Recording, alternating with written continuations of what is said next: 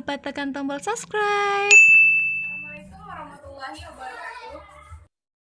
Assalamualaikum warahmatullahi wabarakatuh.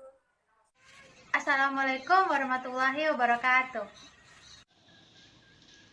Assalamualaikum warahmatullahi wabarakatuh. Hai teman-teman semuanya, apa kabar nih? Nah, yang jelasnya kalian happy ya kan? Nah, di video kali ini saya dan teman-teman saya akan membahas bagaimana tata cara kultur Artemia dengan baik dan benar dan secara detail banget. Nah, jadi buat teman-teman yang belum tahu dan ingin tahu bagaimana cara kultur Artemia dengan baik dan benar, jangan lupa nonton video kami kali ini karena sangat-sangat bermanfaat bagi kalian semua, khususnya yang di bidang perikanan.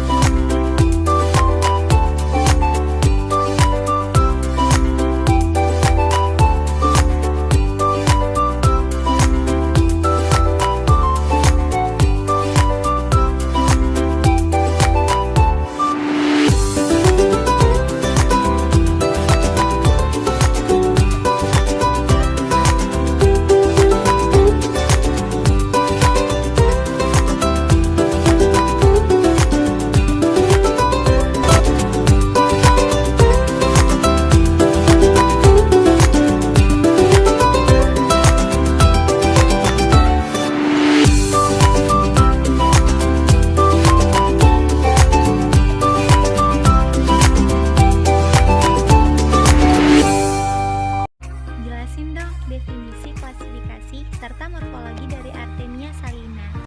Salina adalah genus Crustacea yang juga dikenal sebagai udang air asin. Populasi Artemia banyak ditemukan di seluruh dunia di danau air asin pedalaman. Artemia salina merupakan salah satu organisme yang mampu hidup bersama dengan predator seperti ikan. Dengan kemampuannya untuk hidup di perairan dengan salinitas yang sangat tinggi hingga 25%. Di sini saya juga akan menjelaskan bagian klasifikasi Artemia salina. Klasifikasi Artemia salina menurut Leib 1819. Kingdom Animalia, divisi Arthropoda, subfilum Crustacea, kelas Branchiopoda, Arastacea, famili Artemidae, dan spesies Artemia. Kemampuan Artemia untuk menghasilkan telur yang tidak aktif yang dikenal sebagai kista telah menyebabkan penggunaan Artemia yang sangat luas dalam bidang aquaculture. Bagian terakhir yaitu morfologi Artemia. Artemia memiliki tubuh tersegmentasi yang melekat pada pelengkap seperti daun lembar. Tubuhnya biasanya terdiri dari 19 segmen, di mana 11 yang pertama memiliki pasang pelengkap. Dua berikutnya yang sering menyatu bersama-sama membawa organ reproduksi, dan segmen terakhir mengarah ke bagian ekor. Yang total Artemia bisa mencapai sekitar 8-10 mm atau 0,31-0,39 inch. Untuk ukuran jantan betina dewasa, ukuran panjangnya bisa mencapai 10-12 mm atau 0,39-0,47 inch. Sementara untuk betinanya, ukurannya sekitar 4 mm atau 0,16 inch. Artemia dibagi menjadi 3. Bagian pertama kepala, bagian kedua rongga dada, dan bagian ketiga perut. Seluruh tubuh Artemia salina ditutupi oleh exoskeleton chitin yang sangat tipis, yang otot-ototnya melekat secara internal. Pada Artemia betina, mabung mendahului sebelum ovulasi. Seperti apa sih siklus hidup Artemia salina? Oke, jadi di dalam siklus Artemia salina kita mengenal ada dua perkembangbiakan, baik secara opovivipar maupun secara ovipar. Secara opovivipar atau beranak, di mana telur yang telah terbuahi oleh induknya itu telah menetas menjadi noplis kemudian dilepaskan oleh induknya ke dalam air. Sedangkan secara ovipar atau bertelur, di mana telur yang telah terbuahi telah memasuki stadia gastrula, yang kemudian akan dilapisi oleh kulit bagian luar yang cukup tebal yang dikeluarkan oleh induknya dalam bentuk kista. Perkembangbiakan secara ovovivipar terjadi karena tingkat salinitas yang terendah yaitu di bawah dari 200 ppt. Sedangkan tingkat perkembangan ovipar terjadi karena tingkat kadar garam yang tinggi yaitu mencapai 200 hingga 300 ppt. Telur yang dalam bentuk kista akan menetas dalam keadaan yang memungkinkan, yaitu pada salinitas 30 hingga 35 ppt dan dalam waktu 18 hingga 24 jam, di mana membran luar akan pecah dan kista akan menetas menjadi embrio. Setelah beberapa jam kemudian akan berubah menjadi noplis yang akan berenang ke dalam air secara bebas. Jadi individu baru pada artemia atau yang baru menetas akan dikatakan sebagai instar 1. Jika ia berganti kulit akan dikatakan sebagai instar 2. Begitupun seterusnya hingga instar 15 atau 15 pergantian kulit.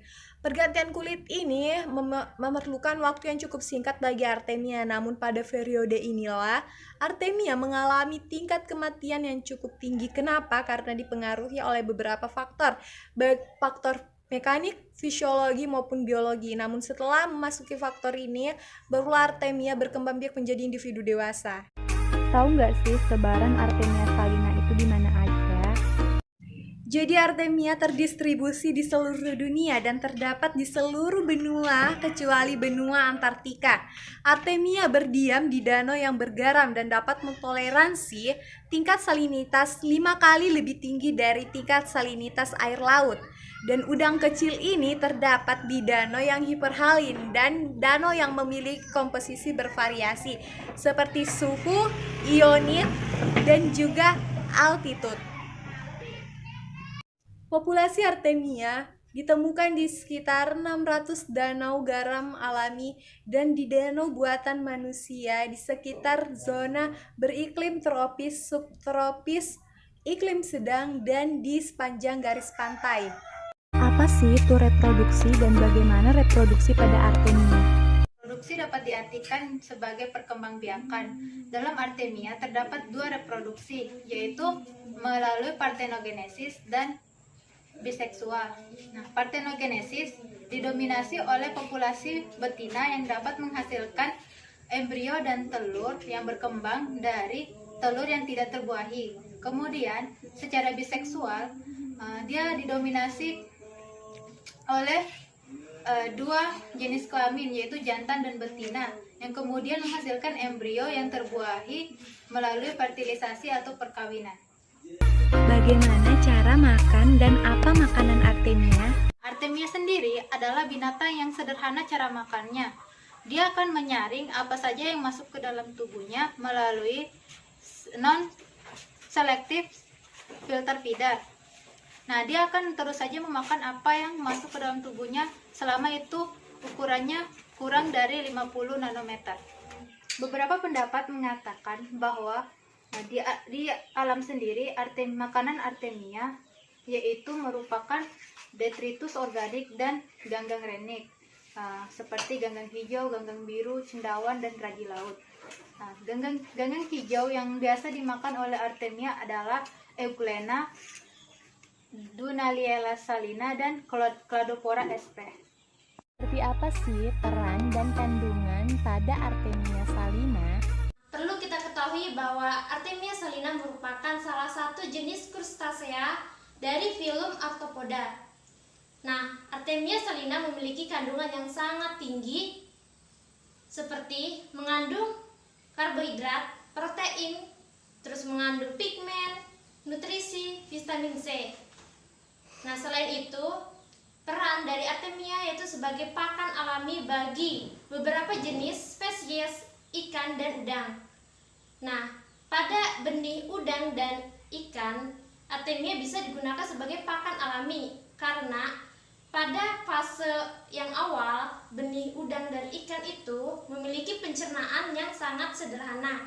Jadi, dia memiliki pencernaan yang sederhana, makanya diberikan pakan artemia sebagai nutrisi yang baik untuk benih udang dan ikan. Selain itu, artemia juga bisa kita berikan kepada ikan hias. Kenapa? Karena artemia ini mengandung pigmen warna untuk menghasilkan warna dan kecerahan pada ikan hias. Jadi, kalian yang punya ikan hias, gak usah bingung-bingung deh. Jadi, berikan saja artemia sebagai pakan alami untuk memberikan warna pada tubuh ikan. Bagaimana sih kultur Artemia salina yang baik dan benar? Dalam pemeliharaan larva, pemberian pakan dilakukan dengan menggunakan pakan alami berupa artemia. Sebelum digunakan, telur artemia ditetaskan terlebih dahulu dengan cara dikultur. Nah, alat yang digunakan berupa wadah atau galon, Perlengkapan aerasi, ember, baskom, seser, mangkok hitung, sendok, timbangan digital, dan juga gelas ukur. Nah, bahan yang digunakan berupa air tawar, garam, dan telur artemia. Langkah-langkah kultur artemia: yang pertama, bersihkan wadah terlebih dahulu dengan menggunakan air bersih. Lalu, siapkan 10 liter air di dalam ember. Kemudian, timbang garam 250 gram dan campurkan ke dalam air dan aduklah garam tersebut hingga larut ke dalam air. Lalu tuang ke dalam wadah yang telah disediakan. Setelah semua siap, maka artemia dapat dimasukkan ke dalam wadah. Dan nyalakan aerasi. Setelah 24 jam sejak dimasukkan artemia, maka telur-telur tersebut akan menetas. Aerasi dapat diangkat dan tutup atas galon dengan menggunakan baskom. Lalu endapkan artemia selama 10 menit sampai 15 menit. Nah, setelah diendapkan, maka artemia sudah bisa dipanen. Nah, simpan baskom yang telah diberi saringan sipon pada bawah keran. Nah, putar keran wadah secara perlahan agar cangkak artemia tidak ikut keluar. Setelah itu, letakkan pada ember penyimpanan sementara, tetapi selama penyimpanan, artemia di dalam ember dilengkapi juga dengan aerasi. Sekian video penyampaian materi kami mengenai kultur artemia salin. Semoga teman-teman yang telah menyaksikan video kami ini dapat memahami bagaimana cara kultur artemia salina dengan baik. Mohon maaf jika ada salah kata dari kami semua. Wabillahi taufiq wal hidayah. Wassalamualaikum warahmatullahi wabarakatuh. Dan sampai jumpa lagi.